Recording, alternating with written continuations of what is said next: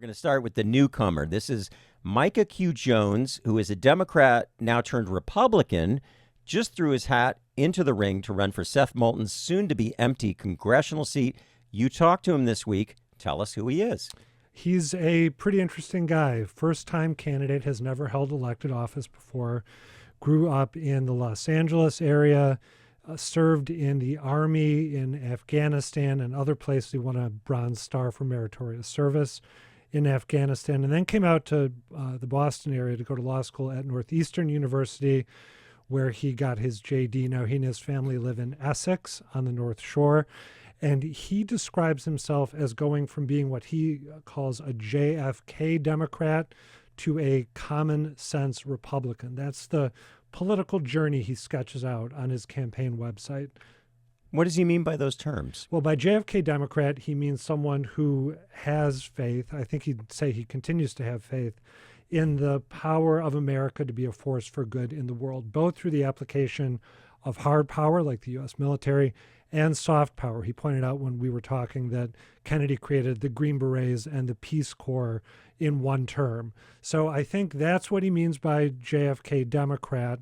It's not unusual, I should note, to hear Republicans who once were Democrats saying that they were JFK Democrats, that he was their lodestar, and they feel like the party has lost its way by moving away from his first principles. By common sense Republican, he seems to mean someone who is intensely focused on fiscal issues and on issues where Democrats and Republicans can work together. When we were chatting, he told me that he wants to create term limits for members of Congress. He thinks that's a bipartisan issue.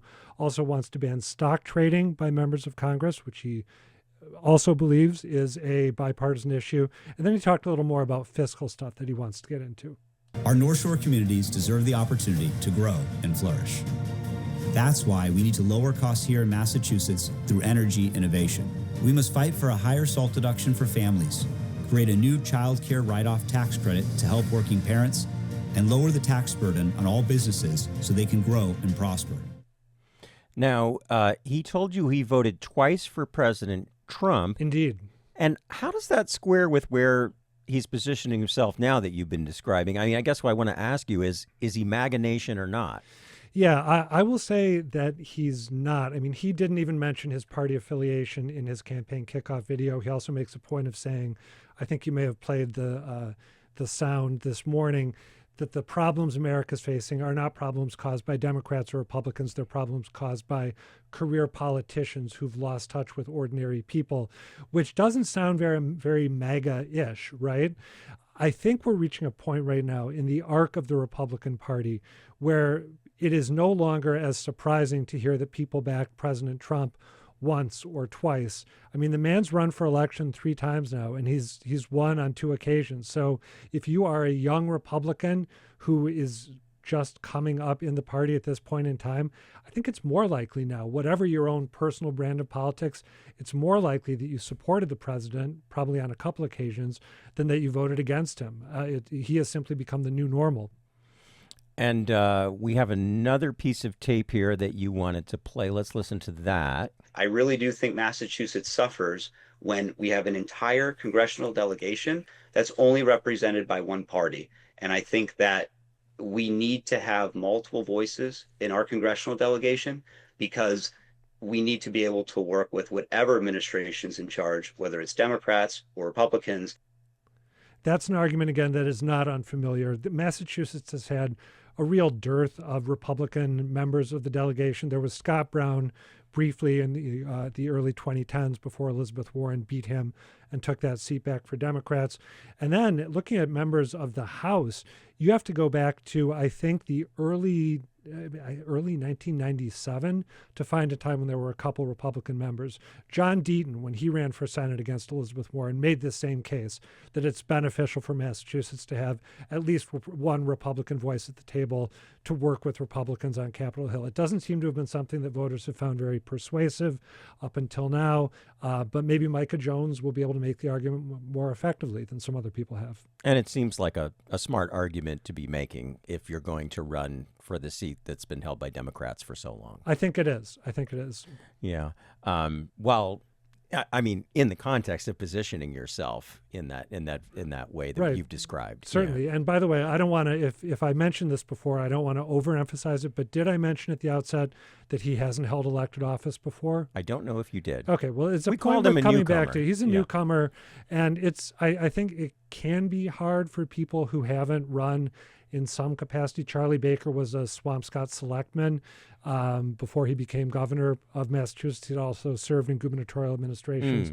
So that's a thing to watch as Micah Jones unrolls his campaign. But he strikes me as more poised and more effective a communicator than some other first-time candidates we've seen recently. Now we have to get to our perennial candidate. Now, Bill Galvin, longest-serving state elections chief in the country. He's 75. He's going for another 4-year term to add to that record. Why is he so unbeatable? Perennial candidate implies that you run and you don't win, right? You can't win, but you run again and again. And all he does is win. He was repeatedly elected as a member of the House of Representatives. Then he made the jump to statewide office, winning election as the Secretary of the Commonwealth. And I think this is a little tautological, Mark. I think he became so unbeatable by winning again and again and again to the point where people simply cannot conceive of anyone other than Bill Galvin serving as the Secretary of State in Massachusetts. When the voter guides go out, for example, reminding us what's at stake with the various ballot questions, you see Bill Galvin's smiling mug at the top of your voter guide. His mug, when you see him out and about, is ordinarily not smiling. He's got this sort of brooding demeanor, this black Irish effect, which I think combined with his penchant for backroom political machinations is what has earned him the sobriquet, the Prince of Darkness, over the years. But he's a very effective campaigner, and he's a very effective debater. Let's take a listen to him going back and forth with then Boston City Councilor Josh Zakim 8 years ago when Zakim was challenging him. I've never seen you at a hearing ever for same day or for anything Well, I else. haven't seen you at our city council discussions on the same Because the topic. city council has nothing to do with making law. I know it's a fantasy that down there that Well, you Bill, do, but you don't. that's a complete misapprehension and insult to everyone on the Boston City Council and city councils around the state. It's the facts. And in that exchange, listeners won't pick up on this, but in the video, when Josh Zakim is protesting that this is a horrible insult to the dignity of the Boston City Council, you see Galvin give this sort of shrug, like, well, I'm sorry, buddy, but it's the truth. He's a very good campaigner, and he's a very smart guy. He's pugnacious. He is pugnacious as well. Yeah.